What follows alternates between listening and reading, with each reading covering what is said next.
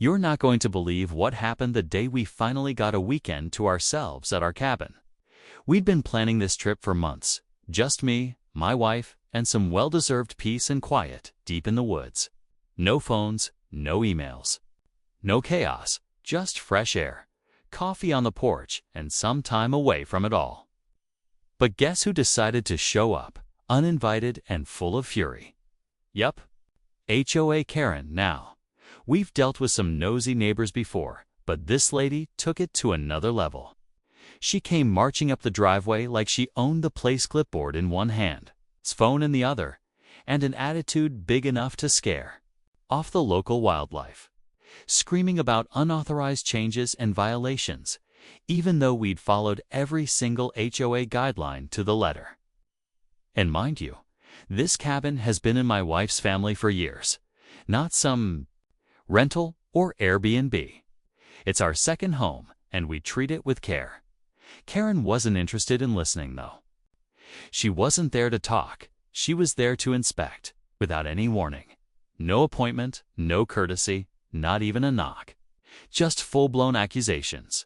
Camera out, recording everything like she was filming an episode of some HOA drama series. My wife, calm as ever, let her go on. For a while, that's when things took a turn. See, what Karen didn't know is that we had already dealt with this exact nonsense last summer, and my wife. She came prepared this time. When Karen demanded to be let inside, yelling about property codes and rules she clearly made up on the spot, my wife reached into her bag and handed her something that made the color drain from her face. Let's just say it wasn't a permit. And right there on the porch, in the middle of her little tantrum, Karen froze. All that noise suddenly stopped. But what exactly was in that envelope? And why did it silence her so fast? Well, that's where things really start to unravel. Now, before I tell you what was in that envelope, let me give you a little context. This wasn't our first run-in with Karen. She's not just any HOA board member, she's the self-declared watchdog of the entire neighborhood. Ever since we inherited the cabin from my wife's parents, she's made it her personal mission to inspect, question, and complain about anything that doesn't fit her idea of what's acceptable. Last summer, she filed a formal complaint because we had solar lights along the walkway said they weren't aesthetic enough. The time before that, she left a note about our flagpole being too tall. And don't even get me started on the flower boxes. According to her, even our choice of plants was up for review. It got so bad that we had to consult a lawyer, just to figure out what she could and couldn't legally do. That's when we discovered something important. Karen had been overstepping her authority for years. She operated more like a private inspector than a board member, showing up unannounced, taking photos of people's yards, sometimes even peeking through windows when she thought no one was home. Neighbors whispered about her, but no one really stood up to her until we decided enough was enough. So back to the porch, there she stood, mid-rant, holding that sealed envelope my wife calmly handed over. And you could see the shift immediately. 1 second she was barking orders and waving her phone around. And the next, she was staring down at it like she'd seen a ghost. My wife didn't say a word. She just stood there, quiet, watching her. Karen tried to regain her composure, but it wasn't working. Her mouth opened a few times like she wanted to say something, but nothing came out. The porch was dead silent except for the wind. Rustling through the trees, inside that envelope was something Karen never expected. Something official, something that would put everything she'd done, every visit, every inspection, every overstep under the spotlight. But before she could react, before she could storm off or talk her way out of it, we heard footsteps approaching from the side of the cabin. The sound of footsteps on gravel pulled all our attention toward the edge of the cabin. I turned, expecting maybe a neighbor or a hiker passing through. But no, out from behind the trees came Mark, one of the newer HOA board members. He's the kind of guy who usually keeps his head down during meetings and doesn't get involved unless absolutely necessary. But here he was, walking straight toward us, hands in his pockets, eyes locked on Karen. She stiffened the second she saw him. You could tell she wasn't expecting backup, but this wasn't the kind of support she wanted. Mark looked at the envelope in her hands, then at my wife, then back at Karen. "You didn't tell them about the vote, did you?" he asked calmly. That one question hit harder than anything else so far. My wife and I exchanged a quick glance. "What vote?" Karen's face went pale. She looked trapped, caught between the envelope she hadn't opened and a fellow board member, who clearly knew more than he was supposed to. "It's none of their business," she snapped, trying to sound confident, but her voice cracked just enough to betray her. Mark didn't respond. He just kept staring at her, and the silence that followed was louder than any argument. Now we were starting to piece things together. We had suspected something fishy with the HOA for months, rules being enforced that weren't on paper, certain neighbors getting special treatment, and Karen always showing up right after someone filed a complaint. But this hinted at something deeper, internal issues within the board itself, hidden votes, maybe even power struggles that went beyond nosy inspections and landscaping fines. And all the while, that sealed envelope, still unopened, was burning a hole in Karen's hand. She hadn't looked inside yet, and I was starting to wonder if she was afraid too, because she knew what was in it might not just shut her down. It might expose everything. But then Mark stepped closer and said something none of us were ready for. He looked at us and said, "They need to know the truth before someone else gets hurt."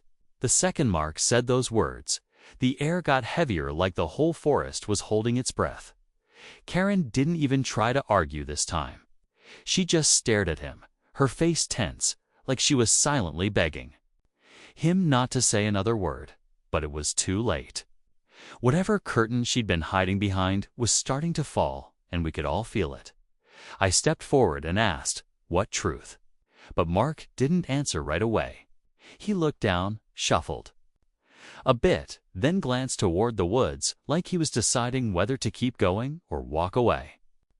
Finally, he said, "This whole HOA mess, it's not just about rules, it's about control.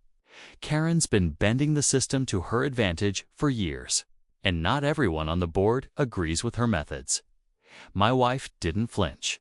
She just nodded, as if she'd suspected it all along. But I was still processing. Control, votes, secret meetings. It sounded too shady for a cabin community. But when I looked at Karen, I saw something I hadn't seen before. Not superiority. Fear. Mark went on. "Last month, during a closed-door session, we voted to limit Karen's authority. She lost 3-2. She was supposed to step down from inspections permanently, but she didn't. She's been ignoring the vote, claiming the paperwork hasn't gone through yet." He looked at the envelope in her hands. "That's the paperwork." Everything clicked.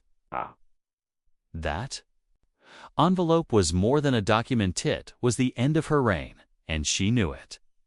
No wonder she froze when my wife handed it over. Karen had been bluffing, hoping no one would challenge her, but now she was cornered, exposed in front of the very people she'd tried to intimidate. Karen's grip on the envelope tightened. She looked like she wanted to rip it apart right there. But then, from deeper in the woods, we heard a car door slam. Not ours. Not Mark's. Another vehicle. Another visitor. We all turned. And what we saw next made even Mark take a step back. A black SUV slowly rolled up the gravel drive. Unmarked, windows tinted. Whoever was inside wasn't just another neighbor, and they weren't here for a social visit. The black SUV crept up the gravel like it belonged there, slow, deliberate, too quiet for comfort. Nobody said a word. Karen backed up a step, her eyes darting between us and the vehicle like she was calculating something whether to stay or bolt. Even Mark looked uneasy now, and that's when I knew this wasn't part of the plan. The engine stopped, and the driver's door opened. A tall man stepped out in a dark jacket with a plain clipboard tucked under one arm. No badge, no name tag. Just calm confidence and a look like he'd seen all this before. He didn't introduce himself right away. Instead, he scanned the scene, my wife still standing firm, Karen gripping the sealed envelope. Mark visibly tense, and me trying to piece together what this new twist meant. Then he said something that hit like a hammer. "I'm here on behalf of the county's oversight committee," he said, looking straight at Karen. "We've received multiple reports about unauthorized HOA activity in this area, some involving harassment, some potentially involving misuse of community funds." Karen's face drained of color. Her jaw clenched so tight I thought she might shatter a tooth. Mark glanced at me, clearly stunned. Even my wife, calm as ever until now, blinked and took a small step closer to me. "We've been monitoring the situation for a few weeks," the man continued, flipping through his clipboard. "And we have reason to believe that certain board members acting outside their elected authority have been enforcing non-existent codes, collecting fines under false pretenses, and threatening homeowners with legal action that was never approved." At this point, Karen looked like she couldn't decide whether to argue or faint, but the part that really sent a chill down my spine was when he turned toward us and added,